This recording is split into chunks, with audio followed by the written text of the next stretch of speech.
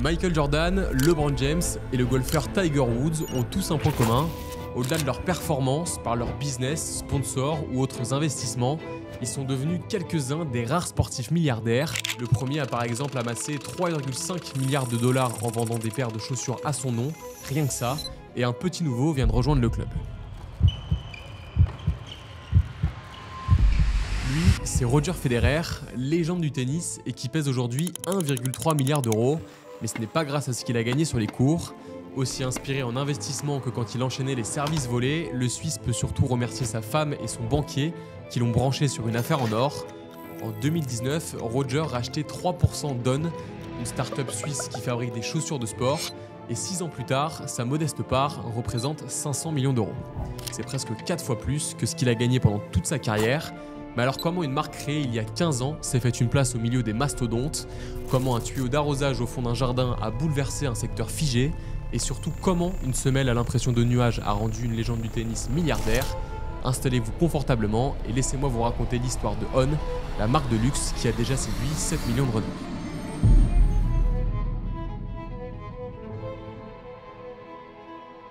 À quoi ça tient d'inventer quelque chose de révolutionnaire? Eh bah probablement à pas grand chose, parce que si Newton a théorisé la gravité en recevant une pomme sur la tête, Olivier Bernard, lui, il va trouver l'idée d'On au fond de son jardin, dans la campagne suisse. Ce qui est important de savoir déjà, c'est que Bernard, c'est un vrai champion. Dans les années 90-2000, il gagne 5 Ironman, des sortes de triathlon XXL, en plus d'être double champion du monde de duathlon, où on remplace la natation par une double dose de course. Mais son gros problème, c'est les blessures. Quand il arrête sa carrière en 2005, le Suisse est cassé de partout, et pour lui, le coupable, il est tout trouvé, c'est les chaussures de sport qui ne sont juste pas adaptées. Alors après quelques années passées à coacher de nouveaux talents, il se met en quête de la chaussure parfaite. Pour lui, il faut commencer par bosser sur l'amorti, et c'est pour ça qu'il cherche un ingénieur qui est capable de réfléchir avec lui. Et des dizaines de prototypes plus tard, il trouve enfin une solution, de manière un peu inattendue. On est au début des années 2010, et un matin, il se balade dans son jardin, et marche sans faire exprès sur son tuyau d'arrosage. Il le regarde alors se déformer, puis se reformer comme une semelle, et là, c'est l'éclair. Il appelle son ingénieur et lui demande d'en fixer à ses prototypes pour les tester sur une course. L'idée, elle semble assez absurde, c'est vrai, mais l'amorti est vraiment excellent. Il absorbe le choc et relance vers l'avant. Bernard est convaincu qu'il tient là quelque chose d'assez incroyable et appelle Casper Corpetti, son ancien agent reconverti chez McKinsey, pour lui proposer de s'associer. Au départ, Corpetti, il est, on peut l'imaginer, assez sceptique parce qu'il considère que c'est stupide d'aller sur le marché des chaussures de sport déjà très mature et dominé par les géants. Bernard insiste un peu et lui fait finalement essayer le prototype. Caspar est tout de suite convaincu parce que la semelle absorbe l'énergie de ses pas pour le propulser vers la foulée suivante. On peut même dire qu'il est assez choqué du résultat et plus tard, il admettra même qu'il n'a tout simplement jamais marché comme ça. Bon, il exagère peut-être un petit peu, mais en tout cas, ça convainc Kopecky de contacter un collègue à McKinsey et c'est comme ça que David Aleman rejoint l'aventure. Il reste plus qu'à breveter cette semelle, décrite comme un nuage sous la chaussure. Et pour le nom, nos quinquagénaires ne vont pas trop se fouler en déposant celui de Cloud Tech, soit la technologie du nuage en français. Une fois l'invention protégée, le trio de choc peut repartir à la recherche d'investisseurs. Et grâce à ses contacts, Bernard va pitcher ses prototypes à Nike, avec qui il est sous contrat. Sauf que le problème, c'est que la marque à la virgule ne veut pas du tout de sa prétendue révolution, convaincu que ça va être un flop. Dégoûté, Bernard il se tourne alors vers le rival Adidas, mais là aussi, le refus est frontal. Le prototype était affreux, et c'est lui qui le dit, avec des bouts de tuyaux collés qui donnaient un air de Frankenstein à la paire. Mais on ne décourage pas un homme capable d'enchaîner un marathon après 4 km de nage et 180 de vélo comme ça. Le trio décide de se lancer à son compte, et c'est comme ça que naît On en octobre 2010. Un nom pour signifier qu'elle est toujours en mouvement et qu'elle marche sur des nuages.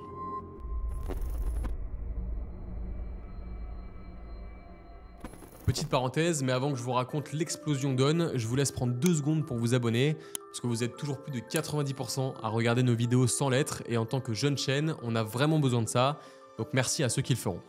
Il ne faut qu'un mois pour qu'On se fasse remarquer. Même si son prototype ne ressemble selon certains à rien, il remporte le ISPO Brand News Award, qui est un peu l'équivalent du concours Lépine du sport. C'est un prix assez prestigieux qui lui offre un énorme coup de boost en lui permettant de placer dès 2011 ses premiers paires dans les magasins spécialisés.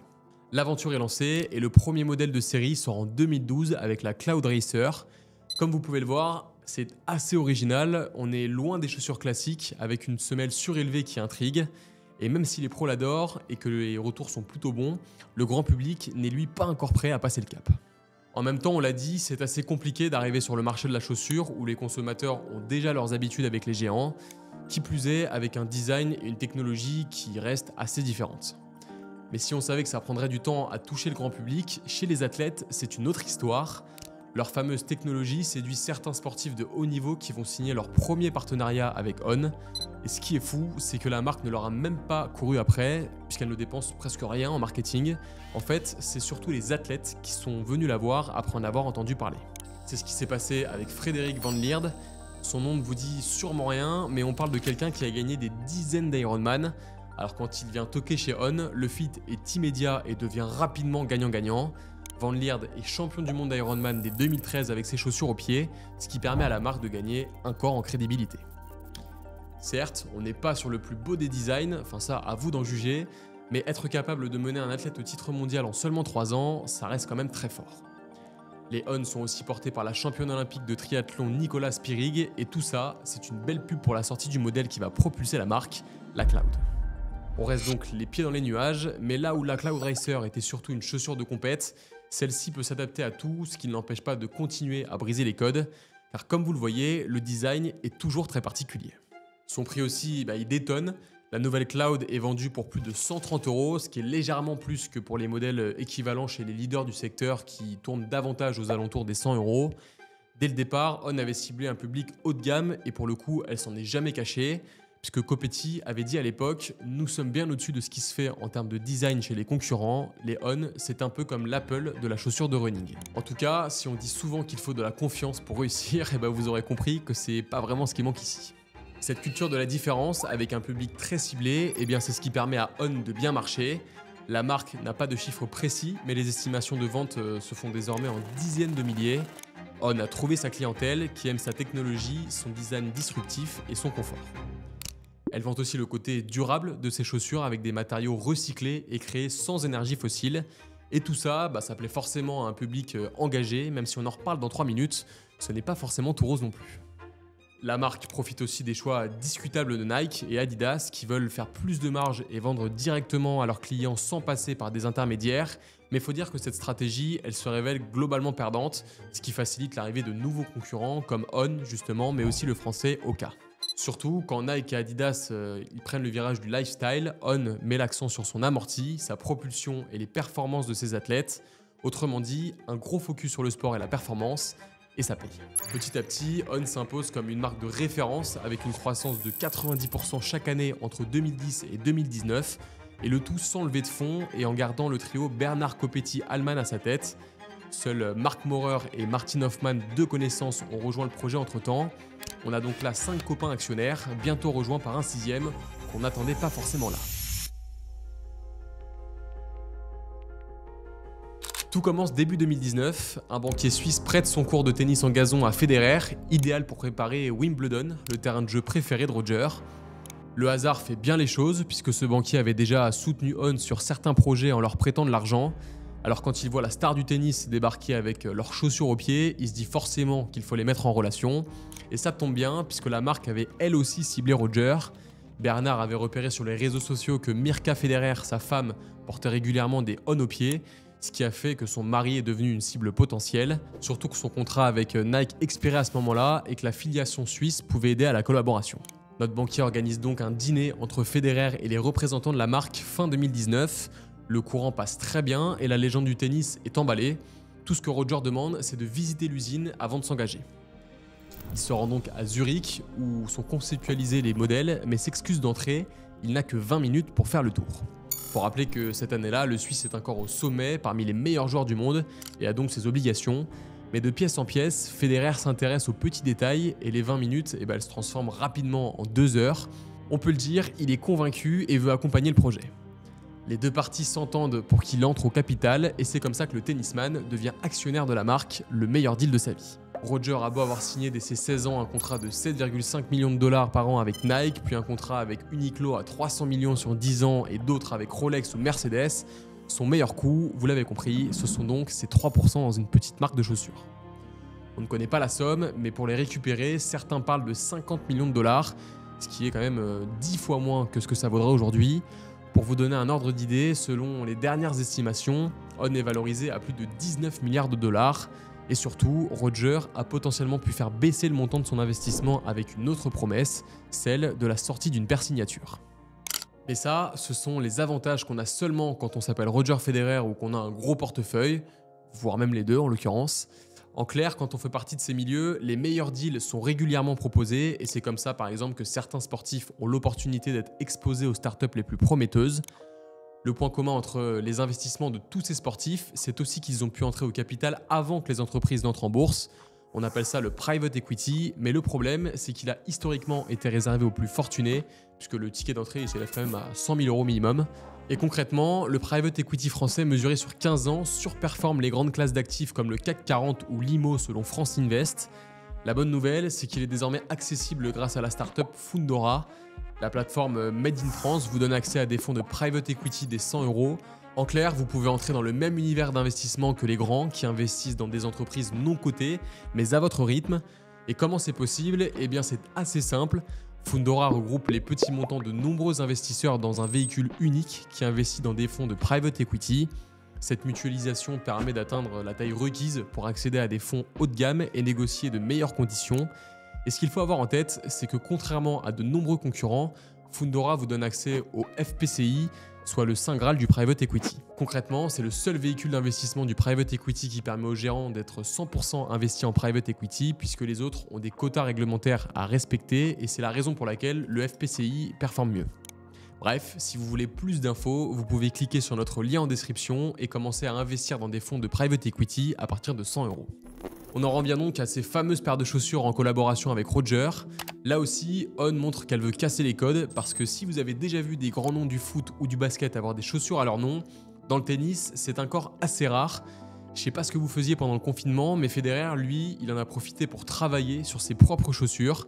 Et c'est comme ça qu'en juillet 2020, The Roger est arrivé. Ces paires d'une des légendes du sport, c'est un véritable carton et les stocks sont rapidement épuisés. Dites-vous que la collaboration est tellement bonne que 2 ans plus tard, Roger prend sa retraite et l'annonce carrément dans un canapé depuis les bureaux de la marque. Ça a forcément été un nouveau gros coup de boost pour On, mais elle ne s'est pas basée que sur son ambassadeur pour continuer de grandir. Vous n'êtes pas sans savoir que le running est devenu à la mode ces derniers temps et que ça a permis à la marque de toucher de nouveaux clients, affichant par exemple une croissance de 70% en 2021. On vous en parlait dans la vidéo sur Birkenstock, le Covid a redonné envie aux gens de se sentir bien quand ils marchent et ça, nos dirigeants l'ont bien compris.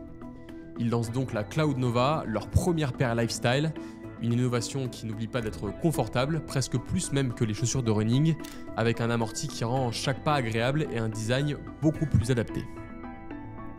Aux États-Unis, qui est le principal marché de la marque, la stratégie elle prend très vite. On la voit au pied de médecins, d'agents immobiliers, de serveurs. Bref, On est devenu une chaussure grand public et vend jusqu'à 10 millions de paires par an. Tout ça porte son chiffre d'affaires à 800 millions d'euros et sa valorisation à 7,3 milliards de dollars en 2021, au moment où elle décide d'entrer en bourse.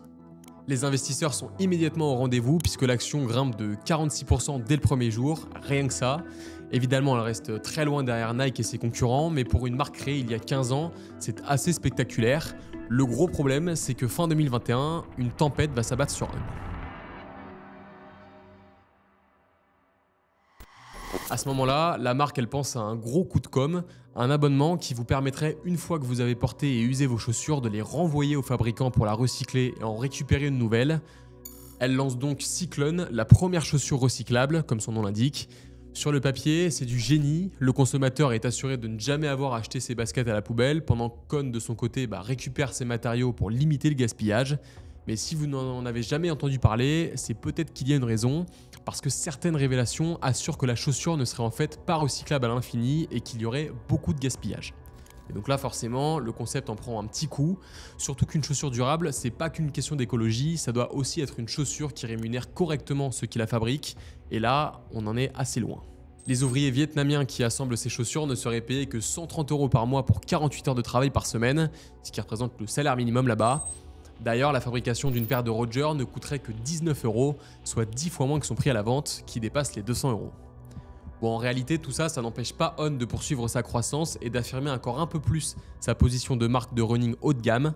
Comptez par exemple 60 € pour un t-shirt et 150 € grand minimum pour des baskets. Et ce positionnement, ça lui ouvre aussi les portes du luxe.